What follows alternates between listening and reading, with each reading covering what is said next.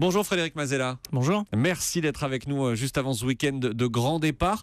Vous savez combien de personnes vous allez transporter ce week-end ? C'est plusieurs dizaines de milliers de personnes qui vont voyager avec Blablacar ce week-end. Ce que l'on sait, c'est que dans ces périodes estivales, chaque année, on établit des records.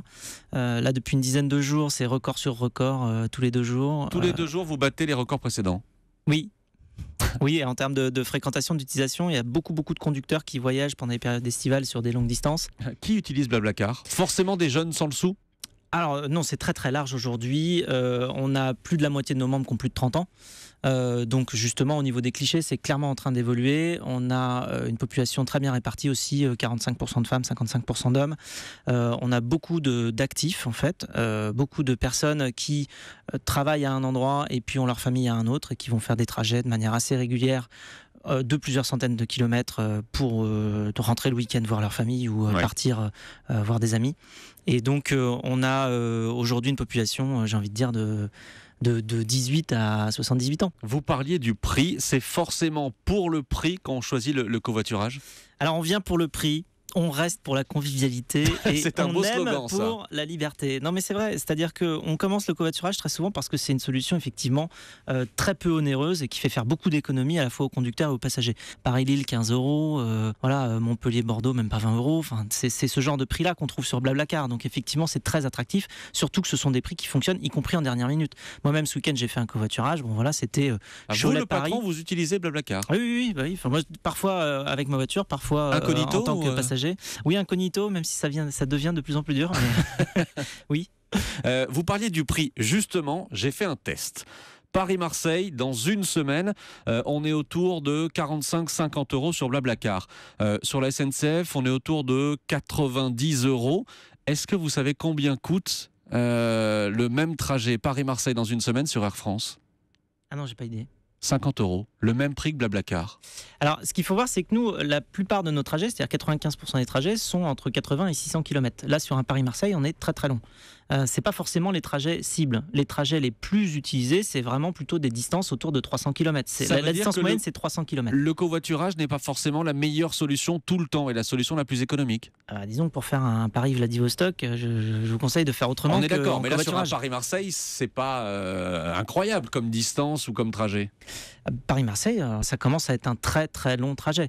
Nous, très clairement, la plupart des trajets, c'est entre 80 et 600 km. Donc typiquement, du Paris-Lyon, c'est parfait, ou Montpellier-Barcelone, enfin, ce type de trajets-là sont prisés en covoiturage. Et il y a une chose qu'on n'a pas dit depuis le début, c'est que vous prenez une petite commission sur chacun des trajets. C'est comme ça, c'est votre modèle économique aujourd'hui. Voilà, le modèle économique est très simple, il est basé sur la croissance du service lui-même. Donc quand on réserve une place, on va payer par exemple 22 ou 23 €. Il y a 2 ou 3 € qui vont à Blablacar et 20 € qui vont au conducteur en reversement.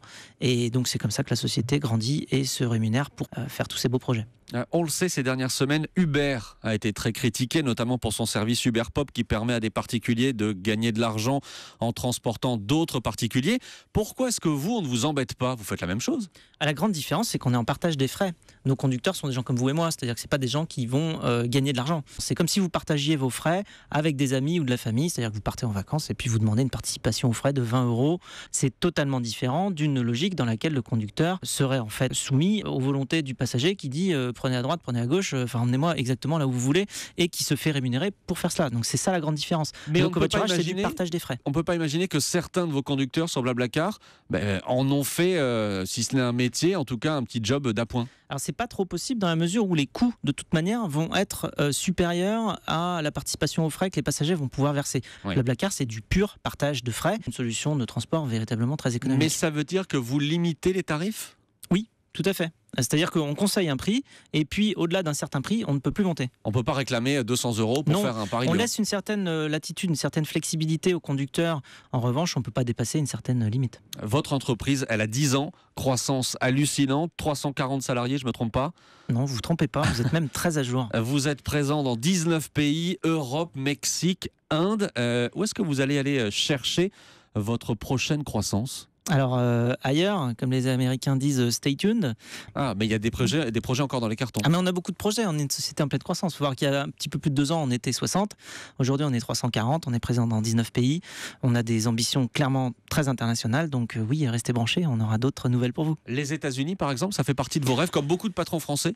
Alors, les États-Unis, c'est pas forcément la meilleure opportunité pour nous, parce que tout simplement déjà les frais d'essence et de péage sont bien moindres par rapport à la France, donc il y a beaucoup moins à partager Il pour n'y a les pas de conducteurs. péage et l'essence est moins chère là-bas. Voilà, donc déjà il y a beaucoup moins d'incitation pour les conducteurs à partager leurs frais, puisque les frais eux-mêmes sont 3 fois moins chers. C'est pour ça qu'aujourd'hui on s'est étendu dans 19 pays, mais pas du tout aux États-Unis. Et alors, vous faites partie, Frédéric Mazella, de ces patrons qui disent qu'on peut investir en France.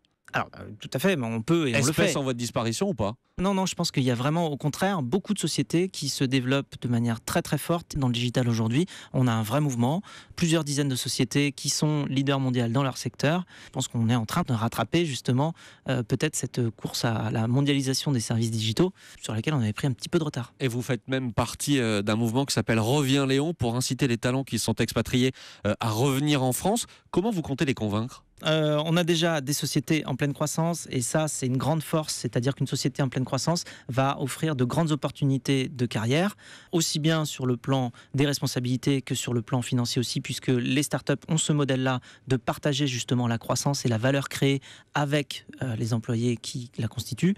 Donc ça c'est une valeur très anglo-saxonne et qu'on est en train de remettre au goût du jour, notamment dans les startups en pleine croissance comme Blablacar. Ensuite, voilà, je ne vais pas vous faire la publicité de la France.